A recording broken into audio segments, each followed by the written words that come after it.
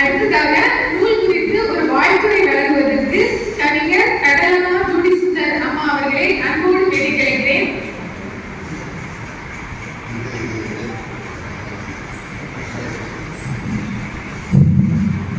ஆண்டவர் திருமக்கள் அனைவருக்கும் அன்பின் வணக்கம். ஆணியின் ஆழத்தில் சட்டம்பி என்ற 2 குழந்தைகளை பெற்றெடுத்து இன்று கட்டுமர தொட்டிகள் அடங்கிய குழந்தையை பிரசவித்திருக்கிறார்கள். நானும் நினைச்சேன் ஏதோ எம்பில் பிஹெச்டி அப்படி நிறைய பட்டங்கள்லாம் வாங்கியிருப்பாங்க. எதுகை முறையோட சொந்தத்தோட அழகான முறையில அருமையான முறையில கவிதைகள்லாம் எழுதியிருக்காங்க. படித்தேன். அப்படி ஒரு என்ன சொல்றது, ஒரு புத்துணர்ச்சி.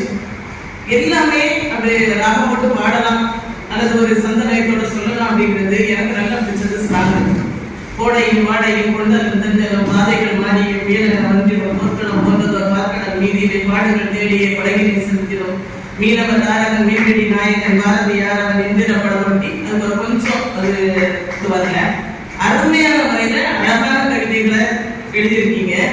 இந்த 3 குழந்தைகளோடு இல்லாம முத்தான 3 குழந்தைகளோடு சத்தான இன்னும் பல கவிதை நூல்களை படைக்க உங்களை வாழ்த்துகிறேன். அடுத்து கடப்புறத்து உறவுகள் அது ஒரு ராகத்துல பாடுறோம்னா அதுவும் அருமையாக இருக்கு.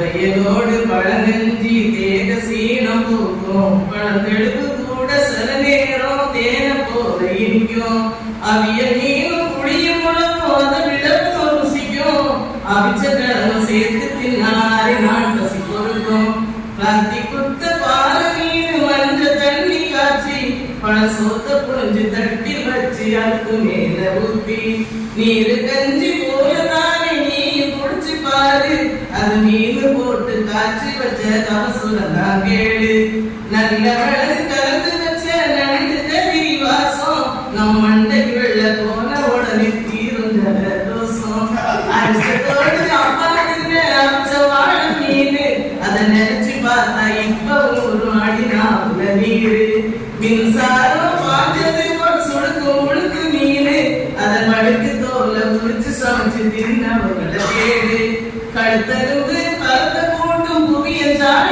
மீன் பழைய கடப்புறத்து ஆடுகளின் குறுத்தெலும்ப பாரு பால்கார மீன் தின்னா பால் ஊரும் என்று பழைய கடலோர தாய்மார்கள் நெசந்துண்டு மூணு சங்கு தோடு சர 3 முட்டை பரமா அது முழுவதுமே பொதுவான புரது சத்து ஈரமா மிளகு உப்பு மஞ்சள் தூள மீன கீழி பூசி அதுல வெங்காயத்தை நறுக்கி கொஞ்சம் தூள்களையும் சேர்த்து மீனுக்குள்ள அடைச்சு வச்சு தீயும் சுட்டு தின்னா உடல் வலிமை குறைவு நோயும் போகும் உன்னை விட்டு தன்னா கால பொடி மீன கிழங்கு மாவில் கலந்து அது கிளவி காய்ச்சி தந்தாலே கிழங்கு கறி உணவு பழங்கால மீனவரின் பரமான உணவு அதற்கு கடலோர பழங்கால உணவை நீயும் விரும்பு.